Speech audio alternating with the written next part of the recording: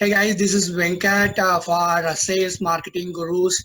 This is my first episode. I'm featuring Anthony English. He's in Sydney. He's a business development coach.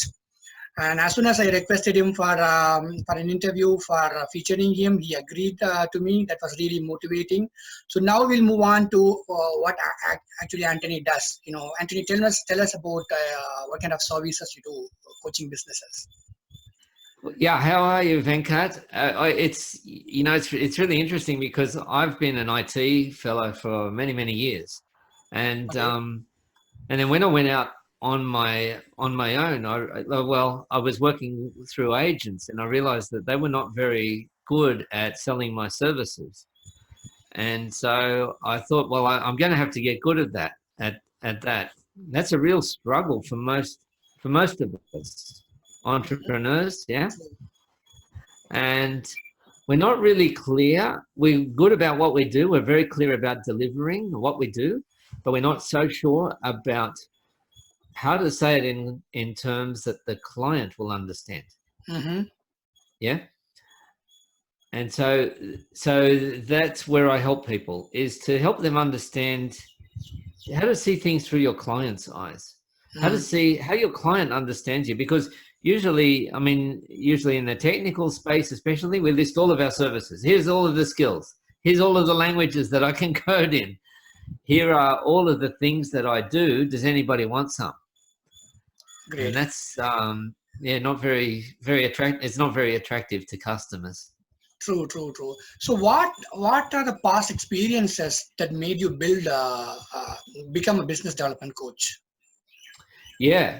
So one of the challenges, as I say, is that people who were selling my services were just saying, he's really experienced, he's really good, he's really strong at these IT things. I won't go into details, but software, and I was embarrassed, not because they said I was good. I was embarrassed for the customer, because I thought, the customer doesn't care about all of this praise for me. The customer's got a problem, and we need to be telling the customer, we understand you've got a problem. We understand what the problem is, and we understand why it's a problem. Great. So how do you think because I also worked in a B2B IT organization, how do you think a sales guy or a marketing guy or someone who picks up the phone should connect immediately with the customer? Yeah. So the question is, why are they picking up the phone in the first place? True. Are they even on the phone? The most important thing, I think, for marketing and for sales is to be able to speak the language of the customer. The most important solution to any problem is not to go and tweak your website or to get more skills or get more certifications. The most important thing is to be able to talk to the customer. In fact, I would say even better is to be able to listen to the customer. Right. So when you speak about listening to the customer, you will be tempted to pitch your company or tell story of your company or your solutions. No, never do that. Look, listen, pretend that I'm a dentist, okay? Right. I'm a dentist now. Right. I will pitch my services to you as a dentist, and you tell me whether this works. Right. Hi there, Venkat. I'm a dentist. I've got 20 years of experience as a dentist. Okay. I use the latest the latest dental equipment, the latest state-of-the-art equipment. I also use the latest techniques. I'm very gentle as a dentist. You won't feel anything. And even celebrities, even actors, and they come to me because their teeth are so important. I'm very expensive, but they trust me with their teeth because I'm really good. Okay, I don't like to boast, but that's the case. So here's all of my skills. Here's social proof, right? I've told you about the celebrities who come to me. I'm a very well-known dentist. So now that I've told you all about myself, can I interest you in some root canal surgery? No, I think I can't afford it now. You don't even need root canal surgery. I have been focused entirely about myself, all about my solution, all True. about my skills, my experience, my customers, my patients, and I'm not focusing on you at all. That's a terrible way to sell, but nearly everybody, especially in the technical space, does that. Mm-hmm. Okay. So when is the right time to start to speak about your company and your stories and what you are doing? Like, when, Well, like, the first thing is to understand mm-hmm, that their need, to understand their need. mm-hmm, Most people pitch far too early. Hi true. there, I've got all of these skills. I've got a whole team behind me. We do the latest, web development. We're very, very fast. We're very cheap. We do SEO, and we can build. We've got graphic designers as well, and it's all about us. Mm-hmm, That's a very, very weak way of selling your services because you don't know yet true. if they need them. You're assuming they need them, and and that makes you a cheap commodity because I get so many of those people who sell exactly like what I just told you. If instead you ask something like this, let's say, so what are you selling? You give me an example. For example, What's it? these days I am promoting a website called softwareproductguide.com, wherein I request the SaaS company founders, enterprise IT solution companies to list their products and solutions. I try to promote them and I request for a small fee. And when that did not happen, I started listing their products and solutions and then tell them, okay, there is a fee for that only when I'm linking your website. And that seems to work because I am previously listing their products and solutions on my own and writing about it.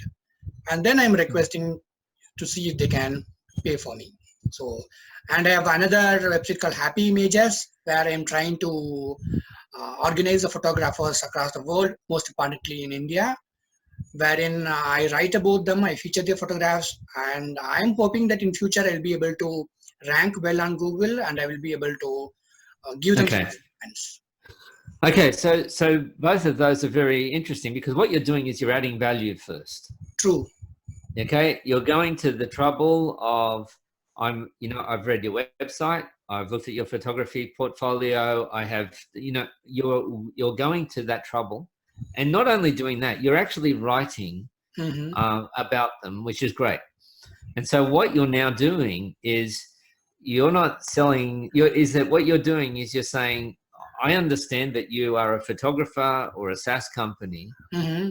and particularly with SaaS, well, with photographers, if they don't have a lot of repeat business, like Mm-hmm. let's say wedding photographers or something like that, then they're relying on word of mouth. They're relying on very high, hopefully high prices. Okay, Mm-hmm. they're not going to come in and say I'm the cheapest photographer, and they're also they're good at seeing images, but they're not really good about talking about themselves, about what nobody's asking. Nobody wants more photos, right? What they want is like a photographer that I know, he said he was speaking to the groom, okay, about the bride, and he was doing of his video, and he said to the groom, he said, look, do you want your wife to cry? Like that's what's going to happen. She's going to be so happy. Right. It's around those memories. And then same thing with the IT, with the SaaS company. Mm-hmm. So the SaaS business model, I mean, so SaaS is software as a service, of course. And the nature of a SaaS company is that you've got to put in all of your money up front, Mm-hmm. okay? Or you work for free or something like that. Right. That's And what so is happening now. they've built something. True. And then after they build it, then they say, well, who's going to buy it?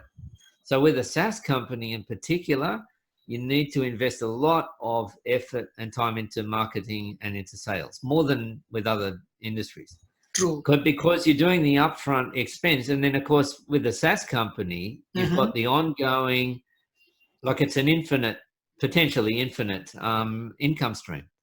And so for marketing and sales is particularly important for SaaS. Mm-hmm.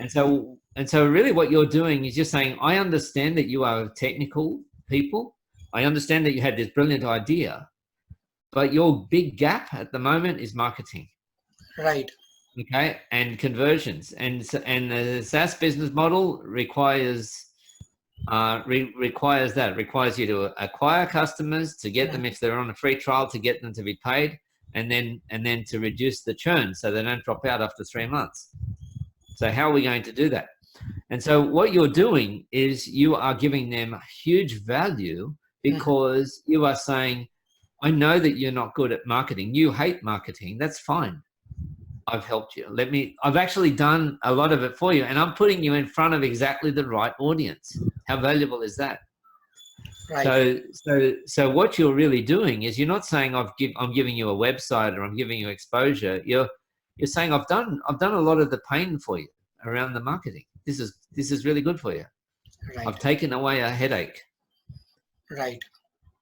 So one thing I wanted to, speaking about SaaS companies, how do you think a typical SaaS company someone who has launched a new product can scale from a freemium, can convert a freemium customer into a paid customer? Okay, so just for those who are not necessarily familiar with the term, freemium means that you've got a free, say like a free 30-day trial, or you may have a free entry level thing, but you've got advanced options for people who want to pay. So we see this in all kinds of areas, like Zoom. You and I are speaking over Zoom at the moment. There is a free account for Zoom, which means that if there's just the two of us talking, we can talk all day. But if you want to have a third person, then the meeting only goes for 40 minutes, and then it ends. Well, the meeting just ended. Oh no! And so we need to pay for it. So that's the freemium model.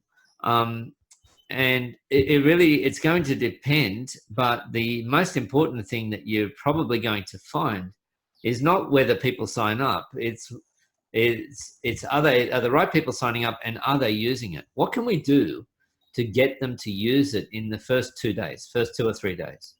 So they don't just sign up, the 30-day trial ends, and then they say, okay, I'm not going to do anything more. So one thing, there's a few ways of doing it, but one thing is super important, I think, for the freemium model is is in the first 2 or 3 days, especially if it's a new SaaS with not too many customers, is for the owner, for the CEO, to reach out personally.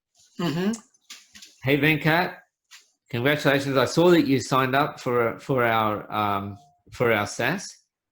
We are working specifically with companies just like yours because of this.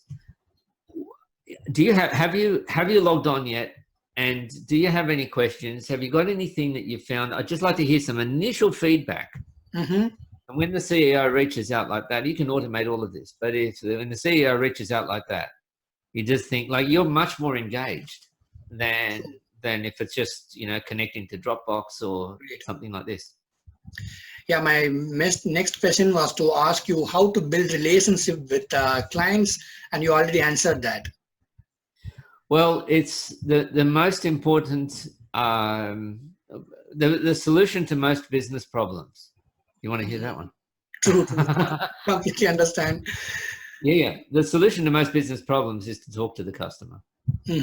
And when you are assuming the customer wants a new website, or you're assuming that the customer it doesn't like you, or you're assuming the customer, that's when things fall apart.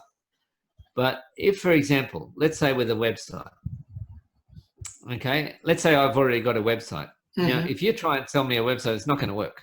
Okay, you're assuming, I don't care how good your websites are, but you need to understand why I need a website in the first place, why I want a new website. What's wrong with the old one? What job is it supposed to be doing?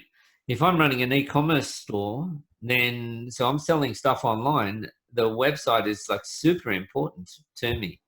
And I need to get high traffic, and I need to have low churn. I need to, address the cart abandonment, and I need to get people basically putting in their credit card details or PayPal or whatever. Right. But if I'm doing it as a consultancy business, I don't really care about extra traffic. So if you come and talk to me about traffic, I don't care. You're not going to win. Right, right. And so you're really asking, what problem is this solving for you?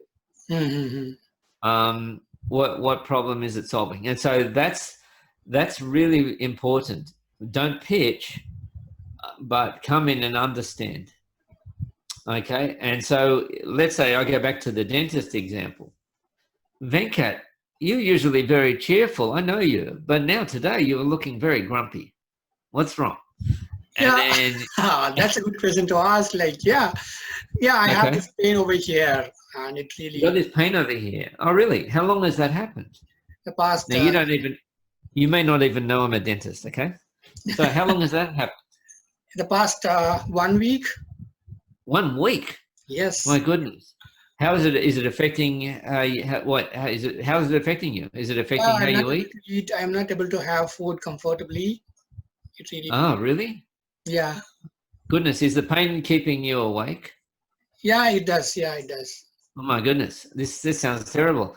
And then this happened a week ago. Was there something happened? Did you bump yourself or something? Do you know?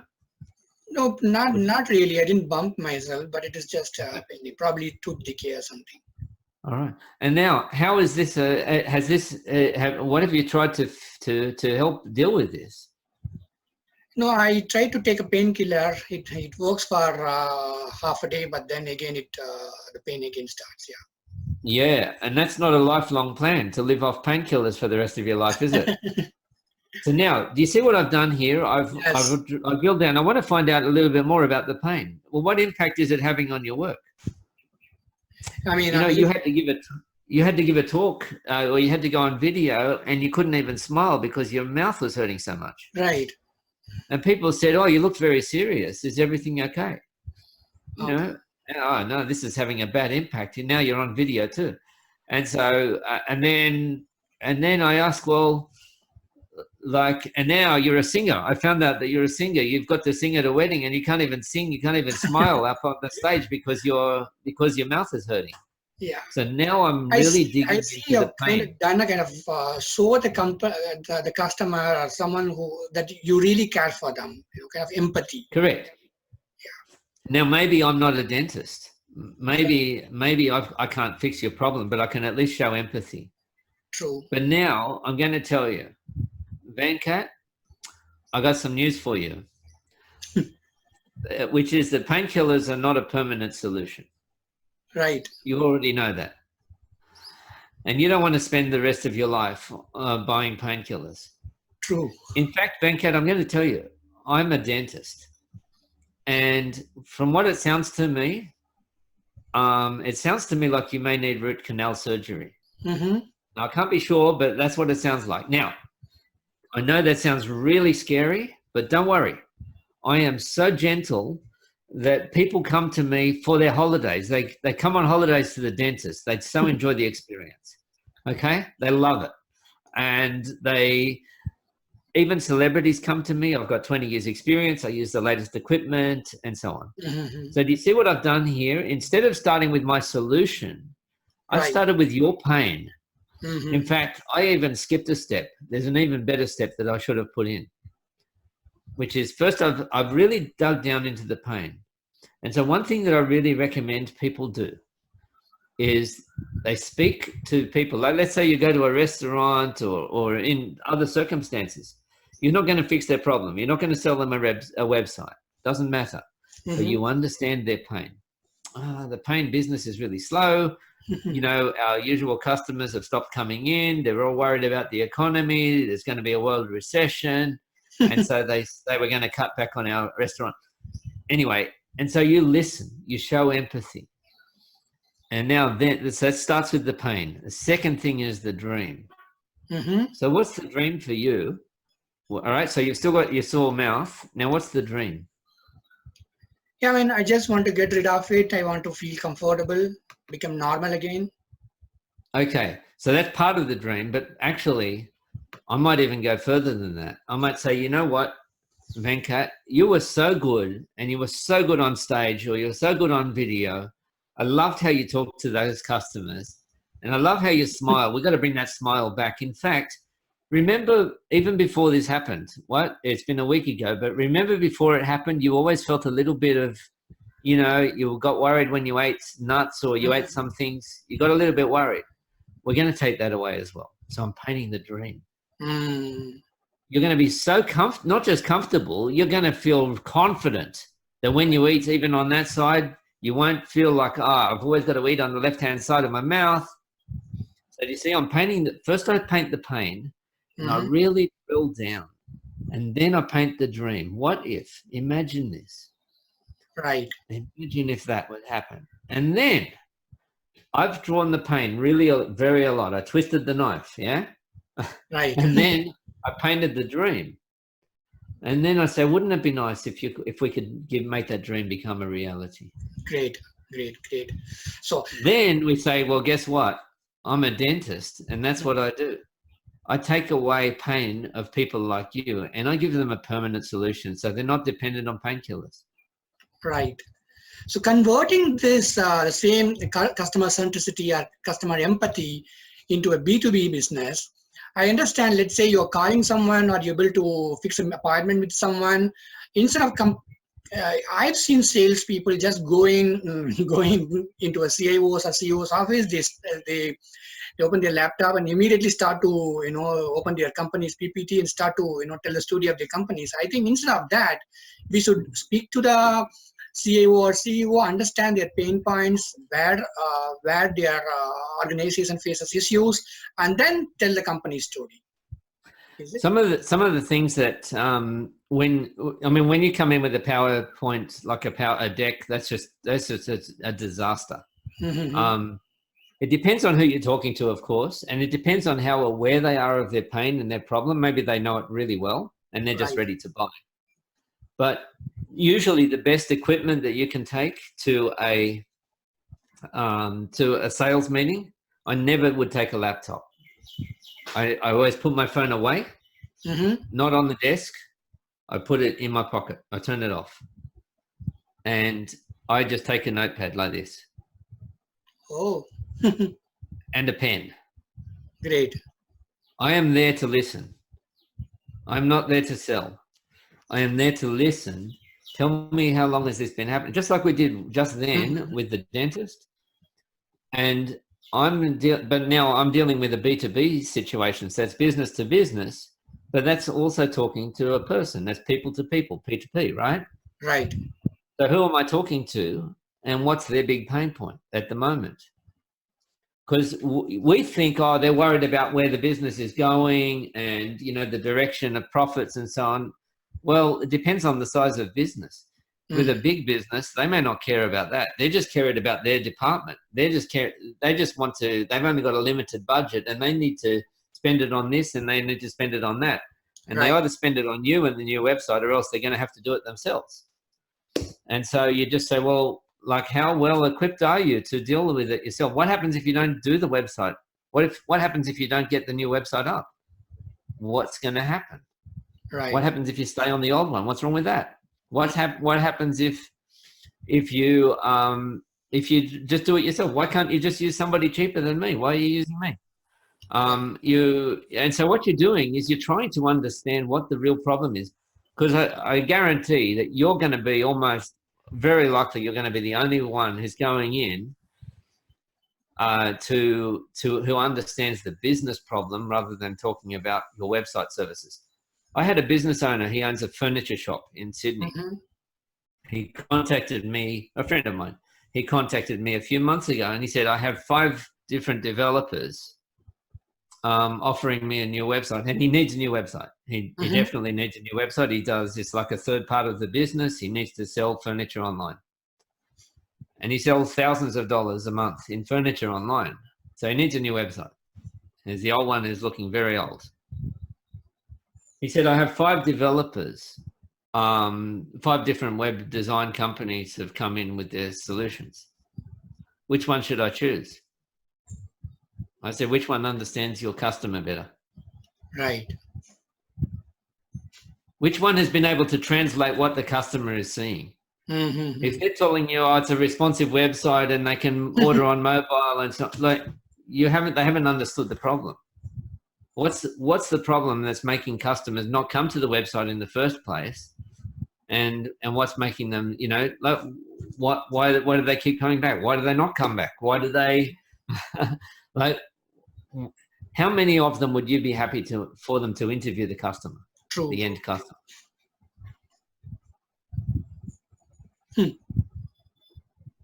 Amazing. So I think we only have 4 minutes. So to end up the call, before we wind up, what I wanted to learn is, tell us something about why it is important to learn the customer strength and the weakness. Okay, so you're there to help customers be better. Right. Right. You're there not to be the hero yourself, not to say, look how good we are. You're there is to take some pain away, to solve some problem for a customer. Right. And so if you've got a customer who's already very strong, like I've got a customer I was speaking to, they're super strong on the IT side, on the technical side, but they had a very big gap in marketing. So there's no point me coming in and saying, I've got some more IT skills for you. They're already strong at that. The point was to identify the weakness, to show them why this is damaging their business. Right. Because it's hard to admit you've got a weakness. Why is it damaging our business? And what life would be like if only they fixed this. Right. So you're not going in to fix what's already working. Okay. But you're going in to fix what's broken, but you've also got to fix what's broken in their eyes. True. Because they can misdiagnose. I get it, Anthony. So I think I must have kept it as a 1 hour meeting, but we have to wind up now. What I understood from is your experience shows in what and all the tips and suggestions you gave. I hope my LinkedIn audience and also YouTube audience, whoever watches this, will be benefited by this. So I had a great morning with Anthony Inglis. He's in Sydney. People in Sydney and Australia especially are lucky enough because you can directly meet him and consult him and speak to him all the day to get more insights for your business, whether you're a SaaS company or under small businesses trying to grow up. Please reach out to Anthony Inglis. I'm very happy to start my day with him and also get some tips. So I will be doing another interview like this. So this is my first session for sales marketing gurus. Hope we'll be meeting more people, but this is a great start. So thank you so much, Anthony, and we'll keep in touch. You're very welcome. Thank you, Venkat.